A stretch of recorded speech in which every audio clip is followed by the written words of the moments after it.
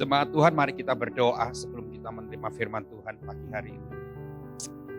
Kami bersyukur kapanpun kami datang kepada Tuhan, kapanpun kami menghadap Engkau, kami mendapatkan kekuatan yang baru. Kami mendapatkan iman yang semakin teguh. Kapanpun kami datang kepada Tuhan, Engkau tidak pernah menolak kami. Justru Engkau menerima kami apa adanya. Pagi hari ini, semua jemaat-Mu datang kepada Tuhan dengan segala keberadaan kami, Tuhan. Mungkin ada beberapa jemaat yang lagi banyak tekanan-tekanan dalam perekonomian, dalam kehidupan mereka. Ada beberapa jemaat yang datang dengan kelemahan tubuhnya. Mungkin ada beberapa jemaat yang datang dengan kebingungan, rasa takut yang terjadi dalam Bapa. Kau tahu segala kebutuhan kami. Kau yang tahu dan melihat segala apa yang kami lagi butuhkan.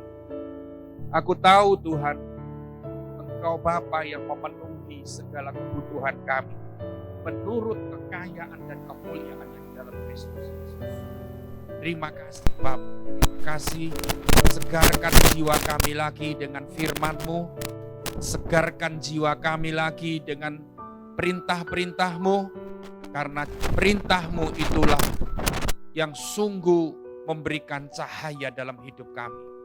Terima kasih Bapa, pimpin kami, urapi hamba-Mu, urapi kami semuanya. Kami sadar Tuhan, kami sungguh membutuhkan Engkau dalam hidup kami. Kami bukan apa-apa tanpa Tuhan. Terima kasih.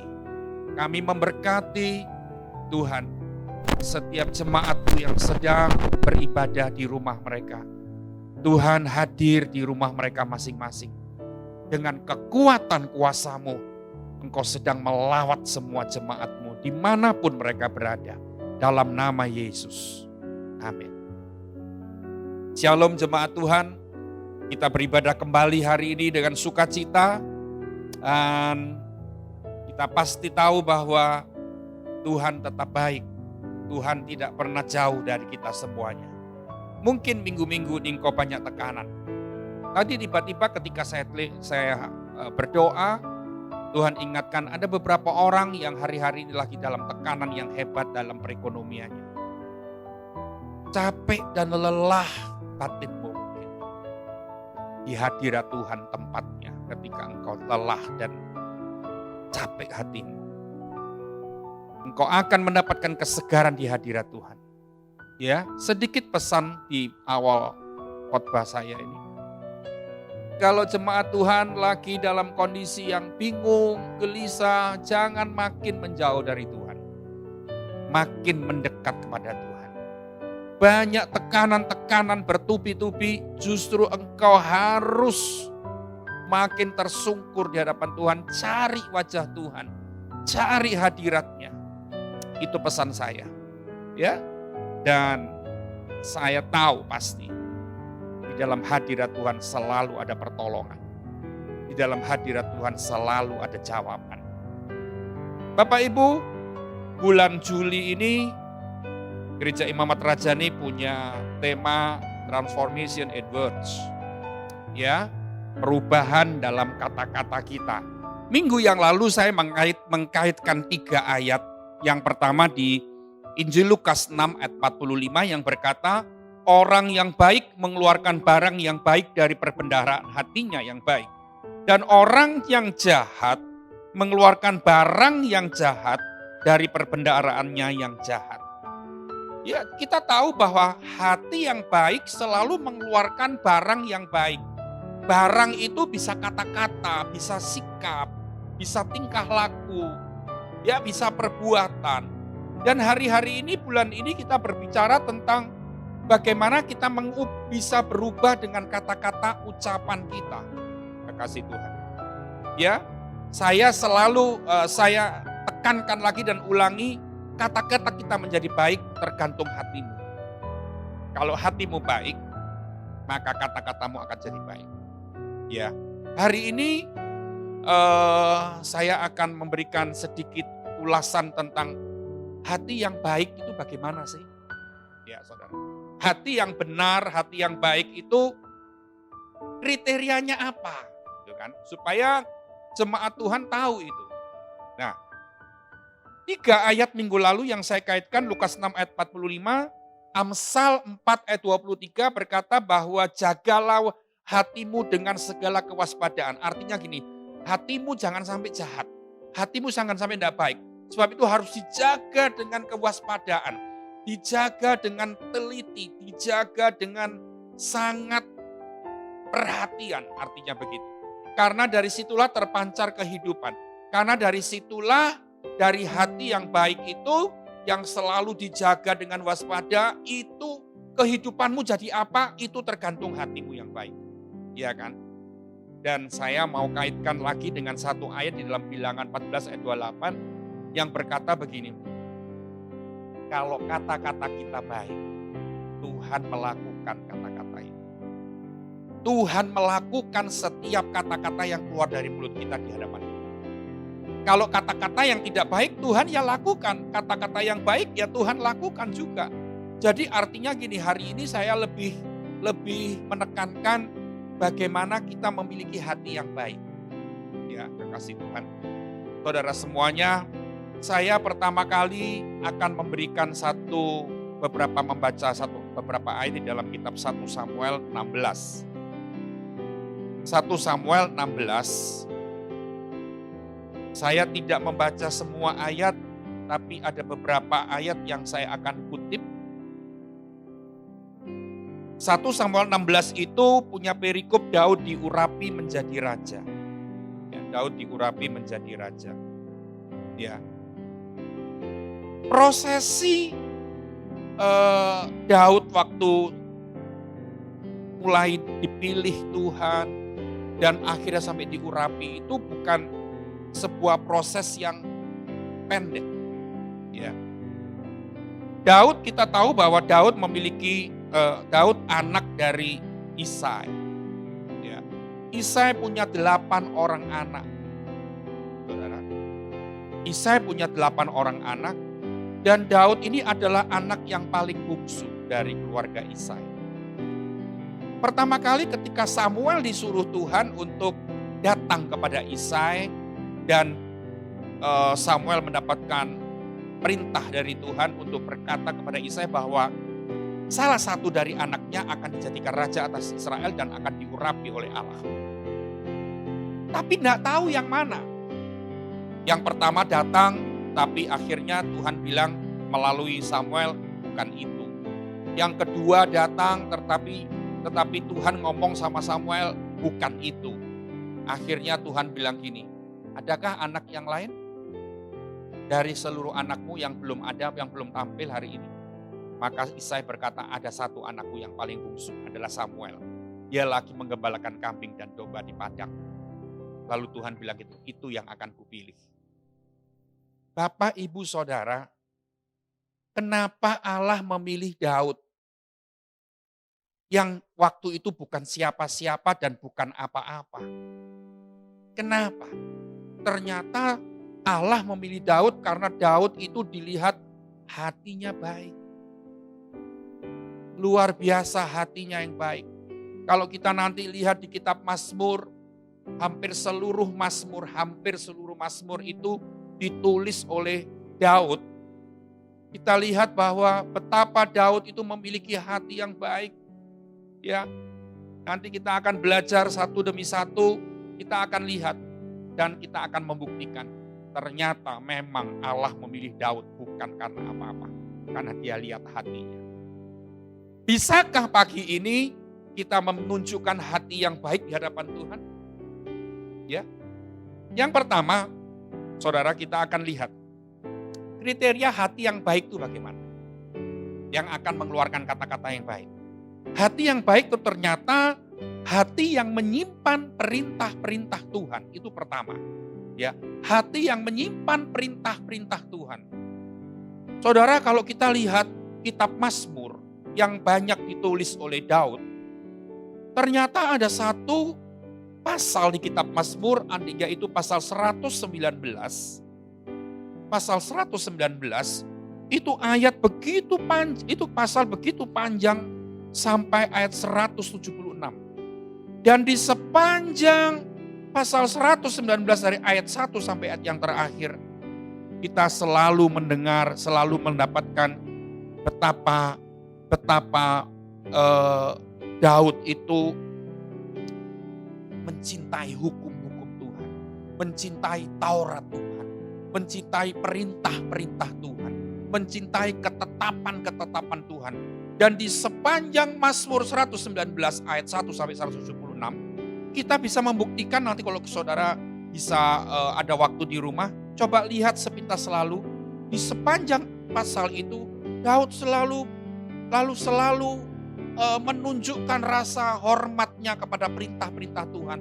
Selalu menunjukkan rasa cintanya, bagaimana kebutuhannya dia, bagaimana kepentingannya dia dengan Taurat Tuhan, dengan ketetapan Tuhan, dengan perintah Tuhan, dengan hukum-hukum Tuhan. Dan kita lihat, memang Daud adalah orang yang sangat nyata hatinya menyimpan perintah-perintah. Bapak, Ibu, Saudara, apa akibatnya kalau kita memiliki hati yang menyimpan perintah-perintah Tuhan? Akibatnya apa? Ya, akibatnya akan mendatangkan kehidupan yang kudus dan benar di hadapan Tuhan. Karena seseorang yang mencintai kebenaran, mencintai perintah Tuhan.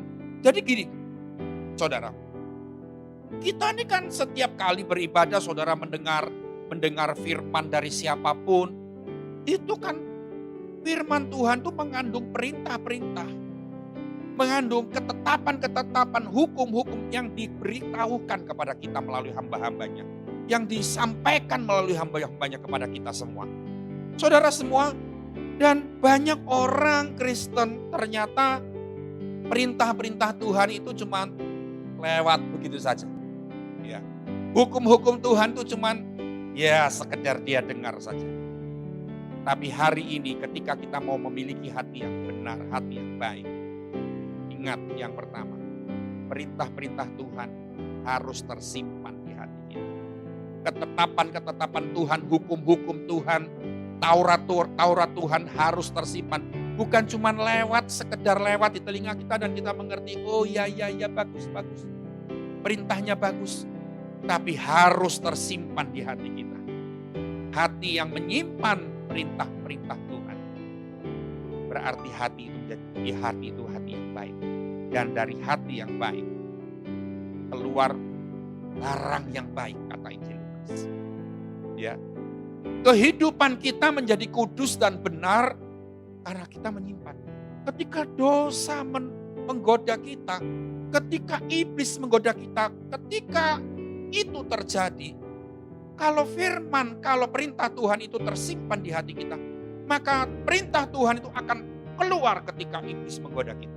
Ketika dosa mau menjatuhkan kita, teringat lagi perintah-perintah Tuhan. Jadi artinya begini, kalau saudara sebagai jemaat Tuhan, gemar menyimpan perintah Tuhan dalam hatimu, maka itu membuat kehidupanmu menjadi kudus.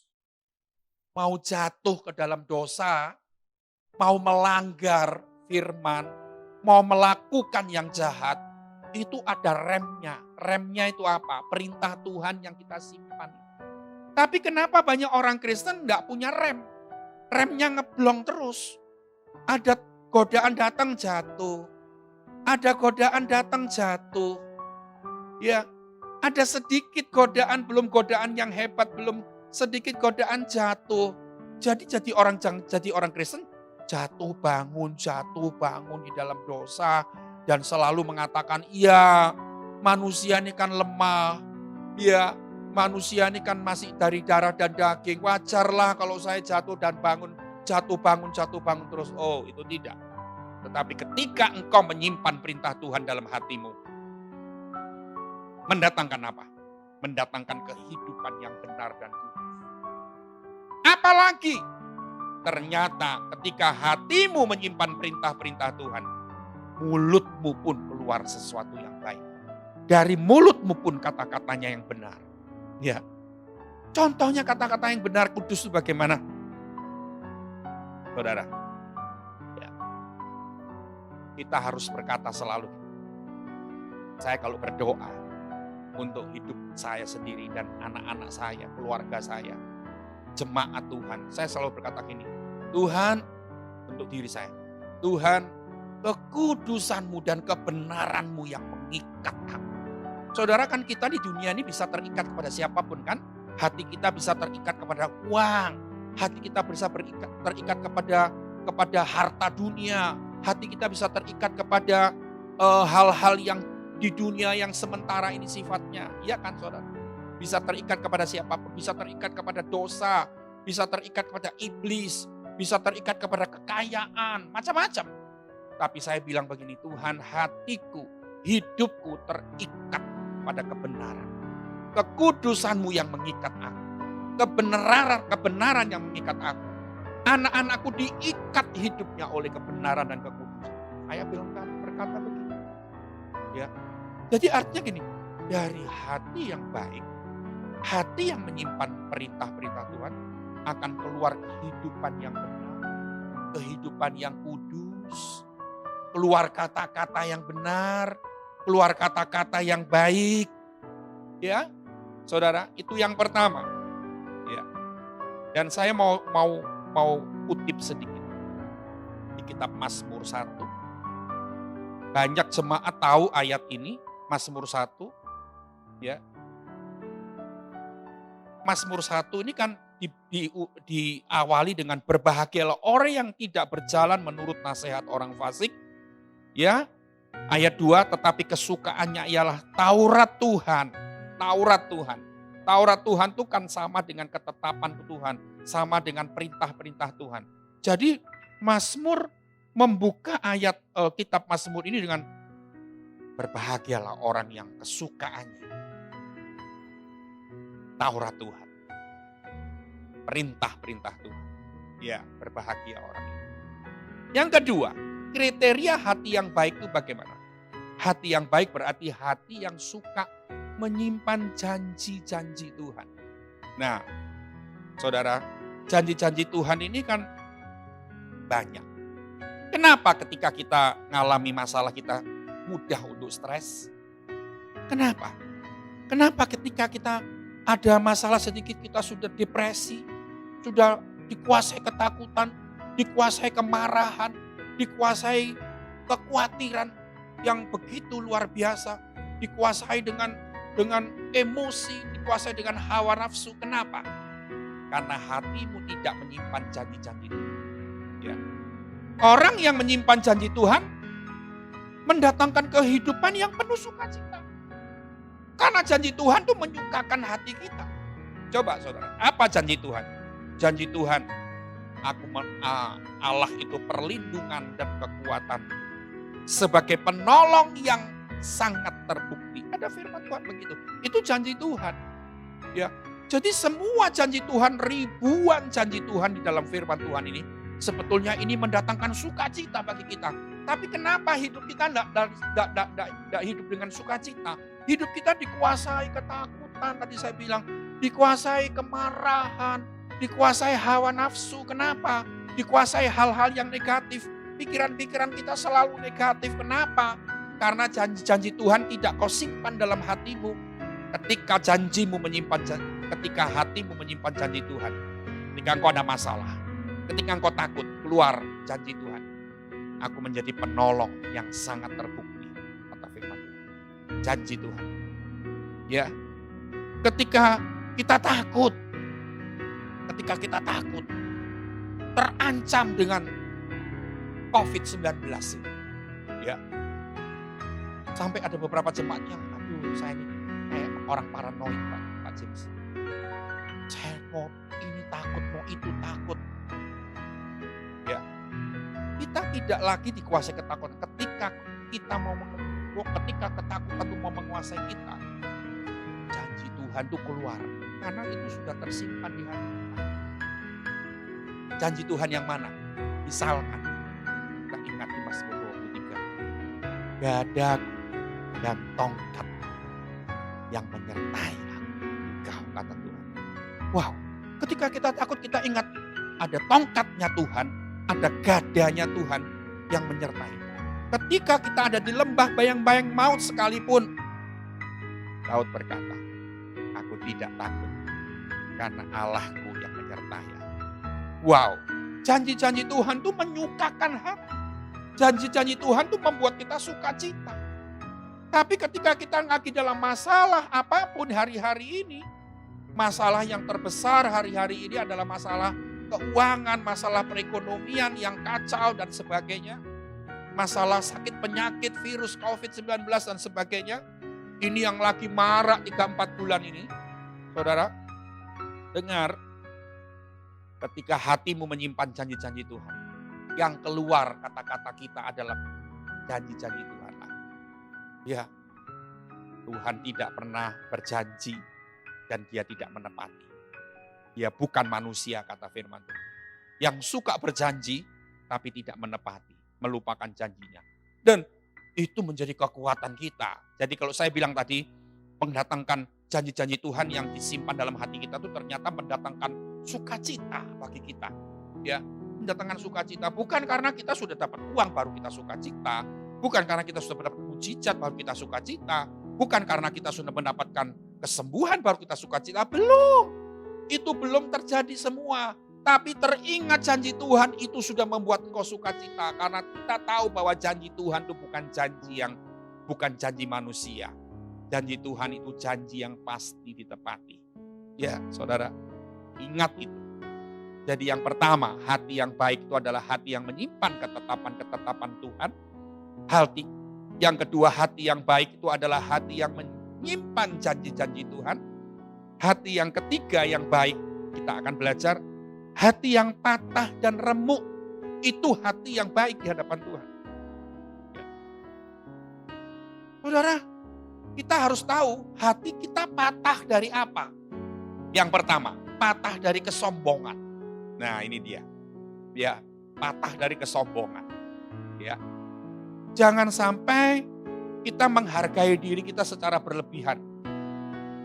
Ini kalau orang sombong itu seperti itu. Dia menghargai dirinya sendiri ini terlalu tinggi, terlalu berlebihan. Sehingga kalau ada seorang yang merendahkan, wah dia tersinggung. Dia melihat orang lain selalu lebih rendah dari dirinya sendiri. Ini orang yang belum patah dari kesombongan. Tapi Tuhan melihat adakah hati yang patah dan remuk dari kesombongan. Ya, saya punya satu artikel yang bagus, saudara.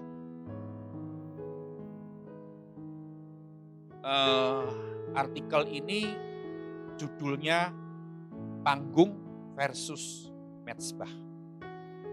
Panggung versus Mezbah. Dikatakan begini. Di dalam kehidupan kita selalu ada dua sisi kecenderungan yang akan muncul. Apakah sebagai panggung atau sebagai mezbah? Panggung membuat kita menuntut, tetapi mezbah membuat kita rela meletakkan. Kita tahu kan, mezbah itu sebuah meja batu yang terbuat dari batu.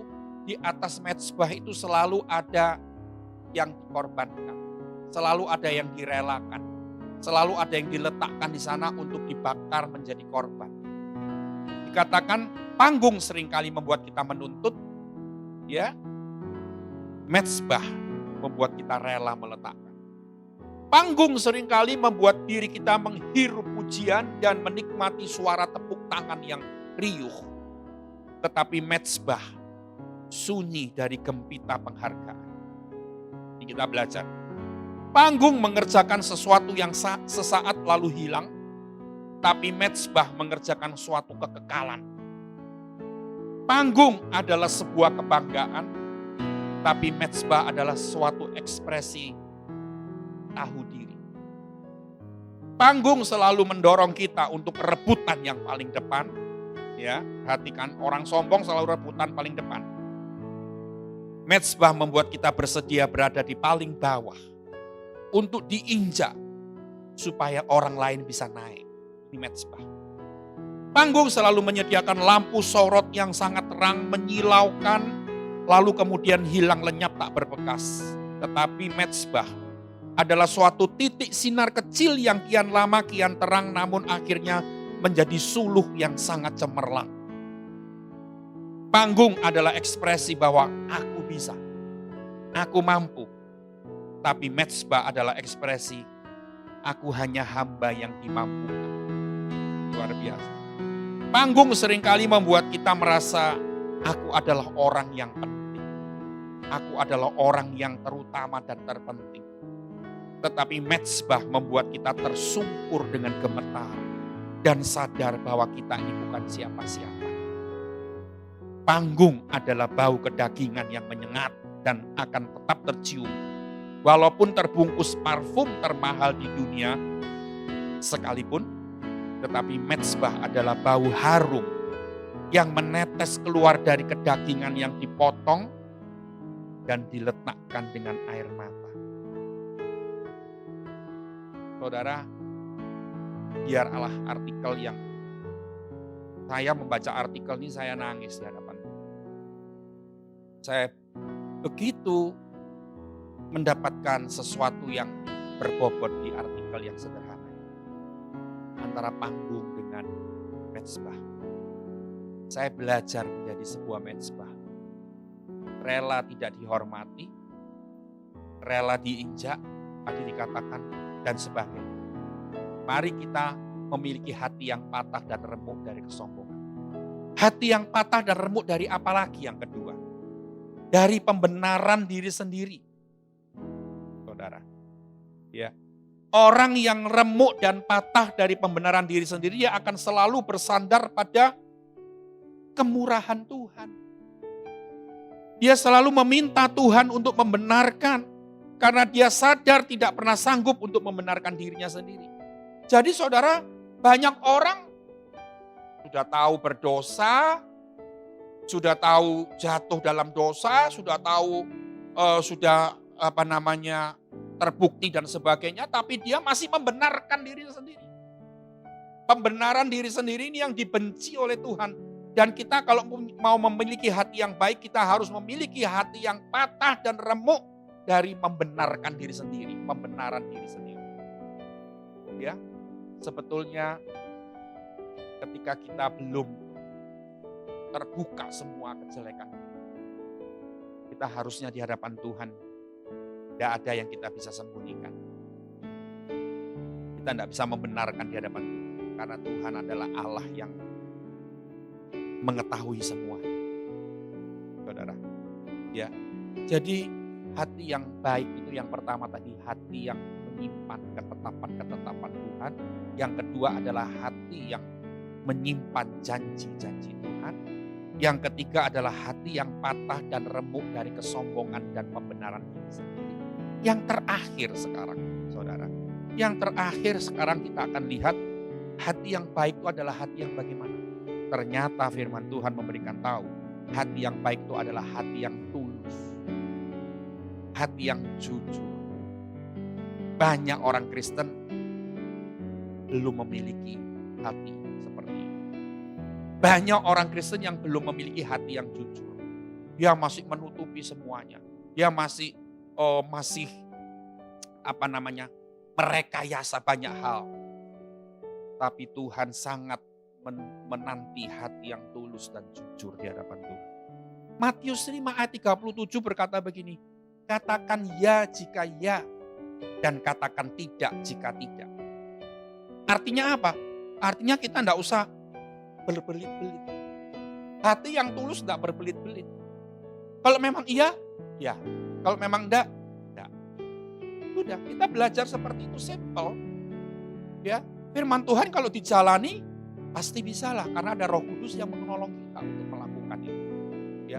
Tapi kan banyak orang Kristen yang di hadapan manusia sesamanya masih berkelit-kelit, masih berbelit-belit, masih puter-puter. Bahkan kita berani berbelit-belit di hadapan Tuhan. Padahal kita tahu di hadapan Tuhan semuanya terang. Semuanya kelihatan. Saudara.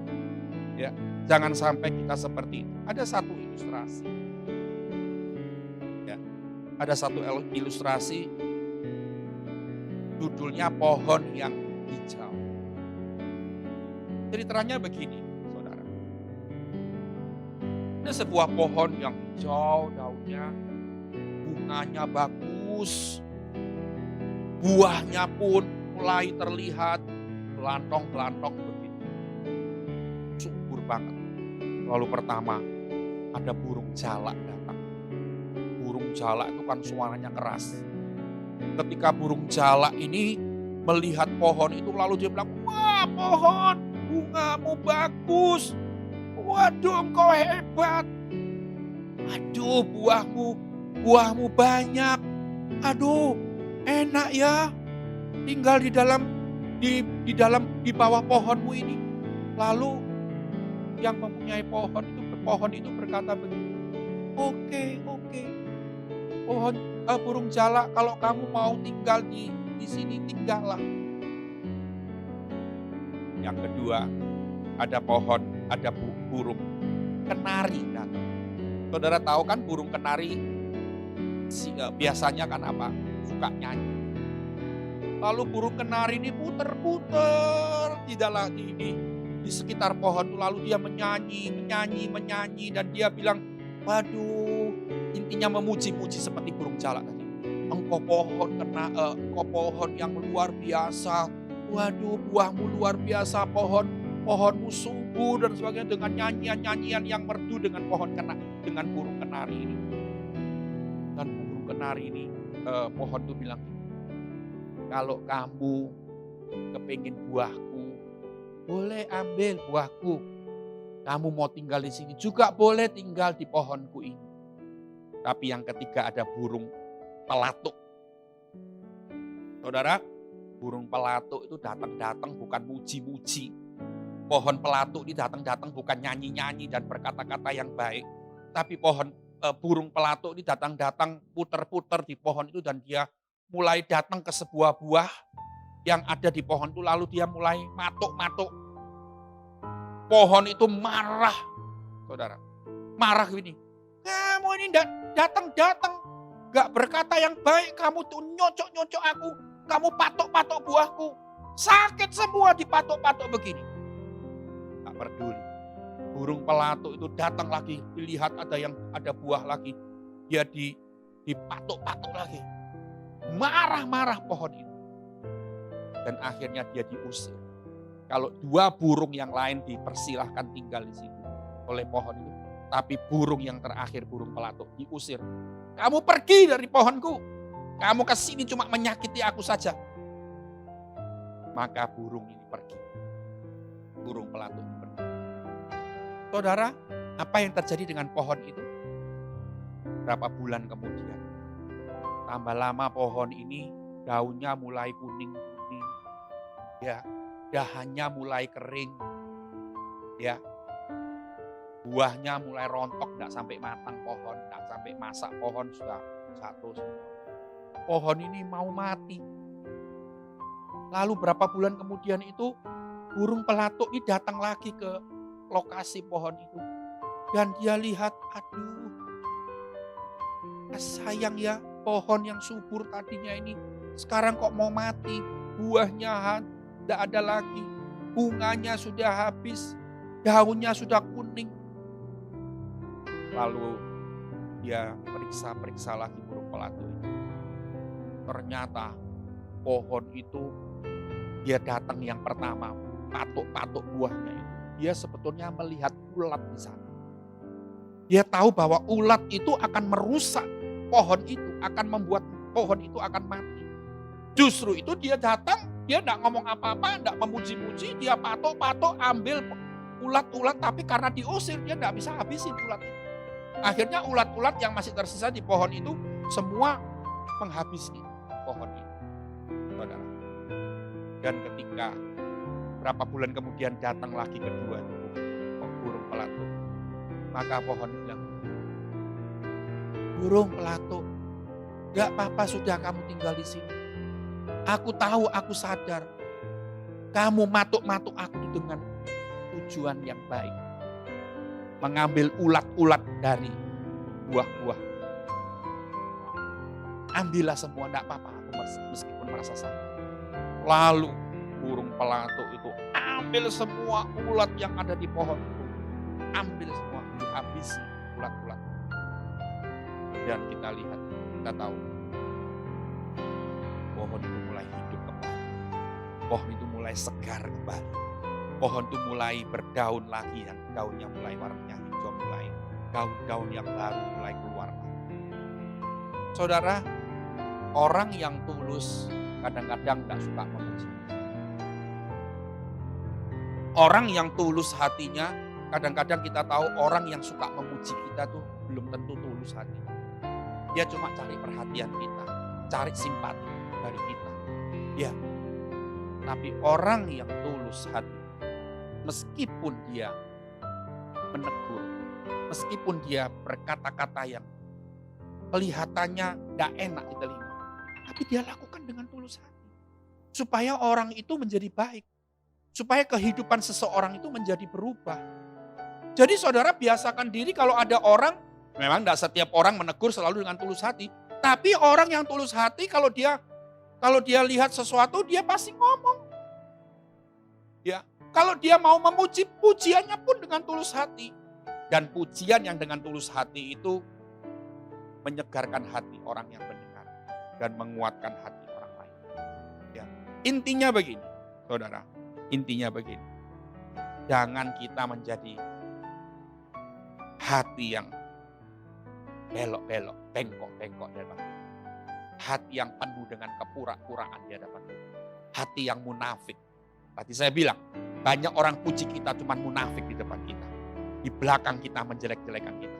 Ada nggak orang seperti itu? Wow, banyak.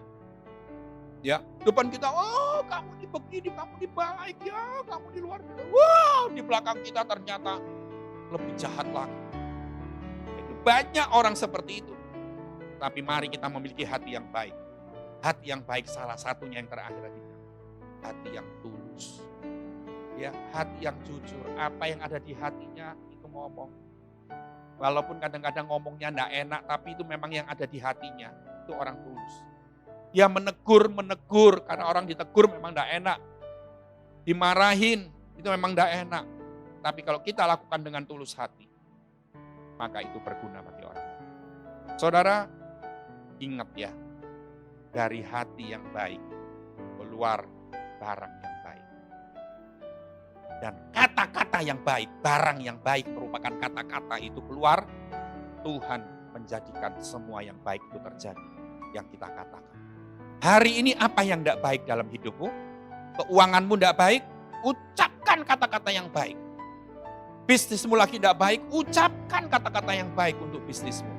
Kesehatanmu lagi tidak baik? Ucapkan kata-kata yang baik untuk kesehatan. Kehidupan rohanimu mandul, tidak bertumbuh. Jadi orang Kristen cuma pinter kritik aja. Ingat, ya. Keluarkan kata-kata yang baik dari perbendaharaan hati yang baik. Itu pesan saya pagi ini. Supaya setiap jemaat Tuhan ngalami berkat dari ucapan kata-kata yang baik. Luar dari hati yang baik. Ingat, kalau hatimu tidak baik, kata-katamu selalu tidak baik. Dan itu pun yang akan dijadikan Tuhan. Amsyong kita. Sungguh-sungguh sial kita di dunia. Kalau kata-kata kita selalu tidak baik, Tuhan terus jadikan yang tidak baik, kita sendiri jadi korban. Tapi kalau kita dari hati yang baik, keluar kata-kata yang baik, itu dijadikan Tuhan. Ngomong, mujizat Tuhan sudah terjadi. Mujizat Tuhan sudah terjadi. Itu yang dilakukan oleh Tuhan. Yang untung siapa? Kita sendiri. Yang mengalami berkatnya siapa? Kita sendiri yang mengalami berkatnya. Mari kita berdoa. Mari kita berdoa. Miliki hati yang baik dengan 4 kriteria tadi. Menyimpan ketetapan-ketetapan dan perintah-perintah Tuhan. Menyimpan janji-janji Tuhan. Menjadi hati yang patah dan remuk dari kesombongan dan pembenaran diri sendiri. Yang keempat, hati yang tulus. Mari kita berdoa. Letakkan tanganmu di atas dadamu. Kami rindu memiliki hati yang baik di hadapan Tuhan. Karena kami tahu dari hati yang baik akan keluar yang baik, Tuhan. Dari hati yang baik akan keluar barang yang baik. Segala yang baik keluar dari hati yang baik. Sebab itu Tuhan, aku berkata pagi hari ini, hatiku penuh dengan ketetapan-ketetapan dan perintah Tuhan. Hatiku penuh dengan janji Tuhan. Hatiku jadi hati yang patah dan remuk dari kesombongan dan dari pembenaran diri sendiri. Hatiku menjadi hati yang tulus. Tuhan, aku berdoa untuk jemaat-Mu semuanya yang sedang beribadah di tempat mereka saat ini masing-masing. Aku berdoa Tuhan, jadikan hati kami hati yang baik. Oh Tuhan, kami sungguh mau menjaga hati kami sungguh dengan kewaspadaan. Supaya kehidupan kami menjadi baik. Karena kehidupan yang baik itu bermula dari hati yang baik. Terima kasih Tuhan untuk firman-Mu. Terima kasih untuk kebenaran-Mu. Kami terima dengan sukacita. Kami terima dengan ucapan syukur. Dan semua teguran firman-Mu pagi ini, aku tahu mendatangkan berkat yang besar bagi kami semuanya. Terima kasih Bapa. Aku berdoa untuk jemaat Tuhan yang sakit, yang mengalami penderitaan dalam tubuhnya, yang mengalami penderitaan di dalam batinnya. Tuhan, Engkaulah satu-satunya penyembuh kami. Kasih-Mu yang terus mengobati batin kami Tuhan. Terima kasih Bapa, di dalam nama Yesus, biar Roh-Mu terus bekerja. Roh-Mu terus bekerja dalam kehidupan kami. Dalam nama Yesus, dalam nama Yesus.